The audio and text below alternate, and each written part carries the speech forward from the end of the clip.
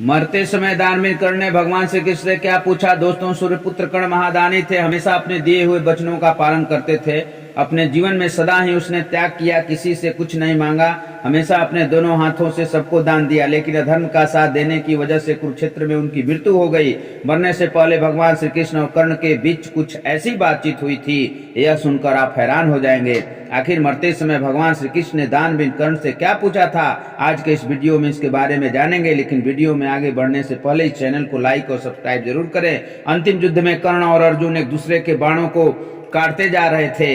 इस युद्ध में कभी कर्ण अर्जुन पर भारी पड़ रहे थे तो कभी अर्जुन कर्ण पर भारी पड़ रहे थे। उनके युद्ध को देखकर ऐसा लग रहा था कि मानो यह युद्ध कभी समाप्त नहीं होगा। लेकिन नियति ने तो हमेशा ही कर्ण के साथ अन्याय किया। साप की वजह से उनके रथ का पहिया धंस गया, उनको अपने विद्या का भी विस्मरण हो गया। और इस मौके का लाभ उठाकर अर्जुन ने अंजलिक बाण से कर्ण को धराशायी कर दिया। कर्ण को ऐसी हालत में देख श्री कृष्ण को बेहद कष्ट हुआ। कर्ण भले ही अधर्म के पक्ष से युद्ध लड़ रहे थे, लेकिन वह सदा ही धर्म के मार्ग पर चल रहे थे। लेकिन कर्ण का हालात देख अर्जुन बहुत खुश हो गए, क्योंकि कर्ण की मौत से दुर्योधन की हार निश्चित हो गई थी।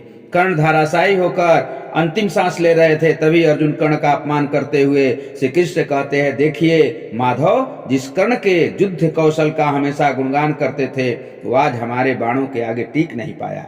कैसे वह मेरे बाणों से धराशायी होकर मृत्यु के द्वार तक पहुंच चुका है। यह सुनकर श्री कृष्ण मुस्कुराते हुए अर्जुन से बोले, तुम्हें भी पता है कर्ण का वध सिर्फ तुमसे नहीं, उसके शाप और मेरी बुद्धि से भी हुआ है। मैं और पवन पुत्र हनुमान तुम्हारे रथ पर विराजमान नहीं होते तो तुम कर्ण को जीत नहीं पाते।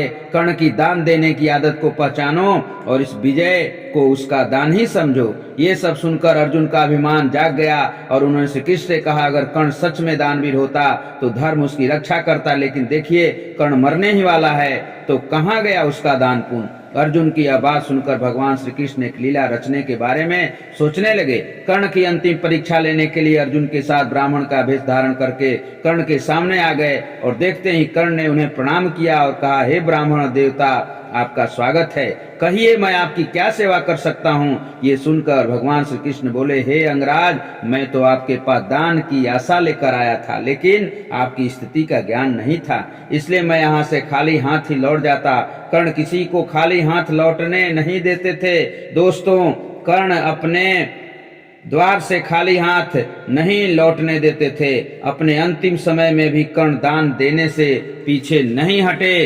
पास पड़े हुए पत्थर को हाथ में लेकर उसने अपने सोने के दांत पर प्रहार किया और उसे तोड़कर ब्राह्मण को देते हुए कहा, ब्राह्मण देव, मेरे पास दान देने के लिए इतना ही है, आप इसे स्वीकार कीजिए। महादानी कर्ण के दानशीलता को देख ब्राह्मण रूपी अर्जुन की आंखें नम हो गई और इसके बावजूद भगवान श्री कृष्ण ने फिर से कर्ण की परीक्षा लेते हुए कहा, हे कर्ण, यह आपका दान तो खून से लथपथ है और अशुद्ध है, और एक ब्राह्मण को ऐसा स्वर्ण दान करना उसका अपमान ही है, मैं इसे ग्रहण नहीं कर सकता। ऐसे में पूरी तरह घायल कर्ण बड़ी मुश्किल से हिलते हुए पास रखे धनुष बाण उठाकर वरुणास्त्र को चलाया और इसके बाद जल की वर्षा होने लगी। पानी से दांतों को धोकर उसे शुद्ध करके वह अपने स्वर्ण दांतों को दान देते हैं। महादानी कर्ण के दान वीरता को देखकर श्री कृष्ण और अर्जुन हैरान रह गए। इसे श्री कृष्ण और अर्जुन ब्राह्मण का रूप छोड़कर अपने असली रूप में आ गए।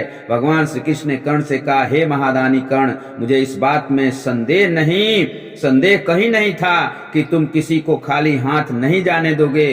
तुम्हारे जैसे दानी पहले कभी हुआ है न होगा।